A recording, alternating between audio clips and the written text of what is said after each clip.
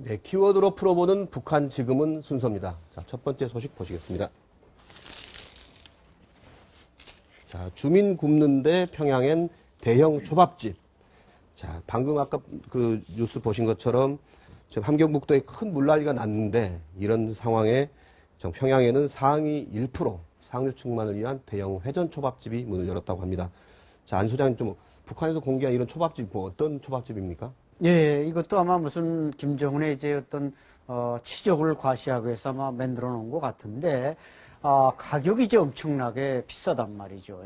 그래가지고 뭐 보통 평양 시민들이 이용할 수는 없고 주로 외화를 가진 신흥 부자들이나 또 권력가들이나 이제 연예인들 이런 사람들이 이용하는 걸로 알고 있는데 이런 걸 만들어 놓고 뭐 또 지난 4월 이후에는 뭐 낙원백화점에 후지모토 겐지에게 전 김정일의 요리사는 후지모토 겐지에게 뭐 라면집까지 김정은이 내도록 했다. 아마 앞으로는 스시 이런 초밥집도 후지모토 겐지에게 이제 허가한다. 이러는데 문제는 이제 이것을 바라보는 북한 주민들의 이제 시각입니다. 그야말로 그림의 떡이죠. 북한 사람들은 생선 회도 못 먹는데 그것을 또 초밥으로 만드는 이런 고급스러운 요리들은 아마 북한의 특수한 소수 계층에게는 뭐 훌륭한 요리가 되겠지만 일반 인민들에게는 참 가시처럼 보일 겁니다. 네, 그래서 이제 평해튼이란 말이 있어요. 평양의 맨해튼 뭐 이런 말이 있는데 그게 뭐 어떤 얘기입니까? 그러니까 이게 일종의 이게 북한의 이게 전략 중에 하나인데요. 이게 그 평양 효과라고도 표현을 할 수 있습니다. 북한은 오로지 평양을 위한 나라 이렇게 그 말을 해도 과언이 아닐 정도로 모든 주민들을 이렇게 평양에 치중을 시키게끔.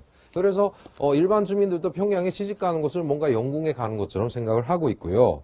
일단 이런 식으로 해서 평양 효과를 높임으로 해서 또 하나 노리는 것은 이렇게 관광 효과겠죠. 네, 관광 산업을 좀 발전시켜서 좀 외화를 좀 벌어들이자 이런 이렇게 숨은 의도도 있는 것 같고요. 근데 이것도 역시 예전과 달리 이 평양을 바라보는 지역 주민들의 시각도 점점 달라지고 있기 때문에 언젠가는 되게 후유증으로 나타난다. 이런 걸 또 김정은이가 또 생각을 못 하고 있는 것 같습니다.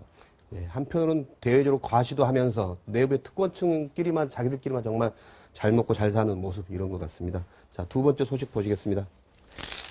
자, 김정은 농담 금지령을 내렸다. 자, 북한의 김정은이 주민들 사이에 대화할 때 농담을 섞어서 말하는 걸 금지했다. 이런 소식이 있습니다. 이게 무슨 얘기입니까? 그러니까 이제 북한 사람들이 이제 핸드폰이 한 400만 대 보급되고 또 과거보다는 조금 그 통제가 약간 느슨한 점을 이용해서 아마 이 농담이 점점 상층부로 올라가서 이제 김정은까지 농담의 이제 대상으로 삼는 이런 분위기가 조성되니까 이제 이것은 결국 간접적인 노동당 비판이 되는 것입니다. 또 김정은 비판이 되고 그러니까 사실 북한 사람들이 어떻게 보면 우리 한국 사람들보다 농담이 좀 진한 면이 많는데 무슨 남녀 관계라든지 음식이라든지 이런 데서는 많고 과거는 이제 정치 영역에서는 이게 아주 금기시 되어 왔습니다. 근데 이제 점점 김정은을 비아냥거리고 뭐 그 사람을 돼지라든지 이런 단계까지 이제 접근하고 있으니까 이제 농담을 하지 말라. 자기가 이제 비난받는 게 두려우니까 이런 식으로 뭔가 지금 입을 막으려는 그런 행태의 하나가 농담 금지령으로 내려졌다고 합니다. 네, 말도 함부로 할 수 없는 상황이 됐는데 낙서도 굉장히 많이 등장하고 있다고 그래요. 그래서 아예 교과서에서 소위 이 김씨 일가, 초상화, 사진 이런 것까지 없애버렸다고 그러죠. 근데 이거는 좀 제가 보기에도 최근에 그 북한에서 출판된 교과서를 봤는데요. 이게 이렇게 보지 말고 또 다른 의미는 뭐냐면 김정은의 그 우상화를 강조하기 위해서 그래서 그러니까 그걸 계속 김씨 3대 3명의 사진을 계속 찍다 보면 자기 자신이 부각이 안 되기 때문에 이번 교과서부터는 김일성과 김정일의 사진을 상당히 축소시키고 그다음에 앞으로 점차 자기 자신의 사진을 이렇게 끌어올리기 위한 이런 그 뉘앙스가 아닌가 이렇게 생각이 듭니다. 네, 계속해서 다음 소식 보시겠습니다. 남한돈은 행운을 부르는 기념품이다. 최근에 이제 북한에서 이제 우리 돈, 남한의 돈이 행운을 부르는 기념품이라고 이렇게 알려져서 유통이 되고 있다고 하거든요.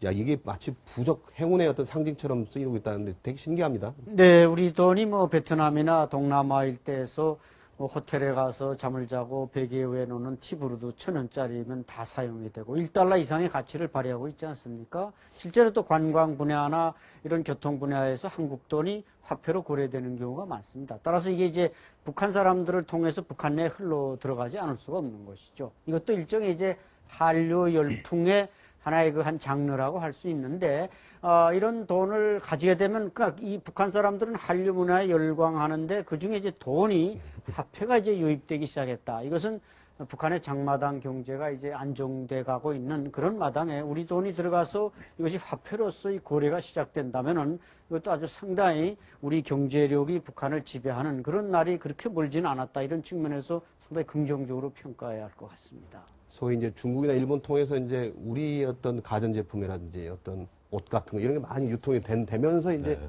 아, 한국이 잘 살고 있구나 이런 느낌 그런 것들이 확산되고 있는 것 같아요. 보면. 그렇죠. 근데 이게 이미 전에 이게 그 남한 화폐가 돌았던 거는 이게 예전에 2000년 초반에 남북 경협 때부터였거든요. 예, 그때 평양에 상당히 이게 그 남한 사람들이 오면서 그런 걸 만원권이라든가 이런 걸 주다 보니까 이게 무역을 하는 사람들 속에서 이게 돌다가 그것이 어느 때부터인가 부적처럼 이 지갑에다 놓고 다니기도 하는 사람도 많아졌고요. 이게 동시에 또 1달러도 상당히 그쪽에서는 1달러짜리를 무슨 돈이 붙는 돈이라고 해서 놓고 다니기도 했었는데 좀 전에 그 서장님 말씀하신 것처럼 이거 현재 이거는 시장에서 유통은 되고 있지 않지만 그만큼 중국에서도 우리 화폐의 가치가 높아지고 있다. 그 영향이 북한까지 퍼지고 있다는 거죠. 그러니까 앞으로 뭐 좀 조만간에는 이게 정말 그 남한 화폐가 북한 시장에서도 현재 이게 북한 시장에서는 뭐 거의나 중국 위안화가 판을 치고 있기 때문에 그렇게 해서 남한 돈까지 유통되는 날이 또 혹시 하면 오지 않겠나 이런 분석이 나오네요.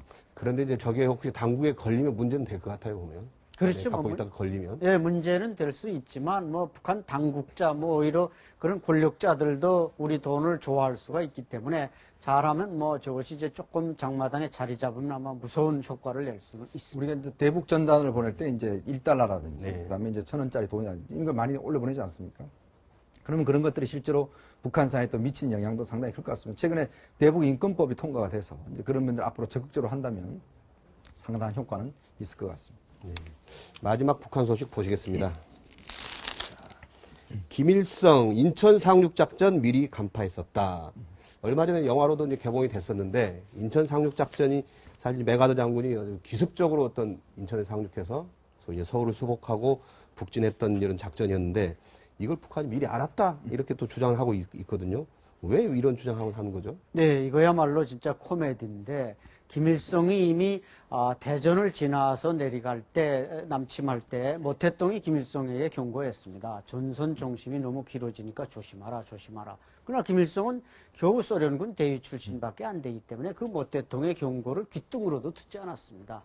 결국 인천 상륙작전은 김일성이 거의 몰랐다. 물론 뭐 메가더 장군이 이제 군산 상륙작전이라든지 여러 가지 트릭을 쓰긴 썼지만 몰랐기 때문에 북한이 당할 수밖에 없었고 설마 알았다고 해도 그 대단한 무력을 막아낼 힘이 없었다. 그래가지고 이제 그동안 북한은 소위 김일성의 치적으로 월미도니 뭐 인해서 많이 선전해 왔는데 그게 다 지금 우리 인천 상륙작전 영화 하나로 다 무너지고 있으니까 저런 뭔가 반응을 보이고 있지만 저것은 그야말로 새빨간 거짓말입니다.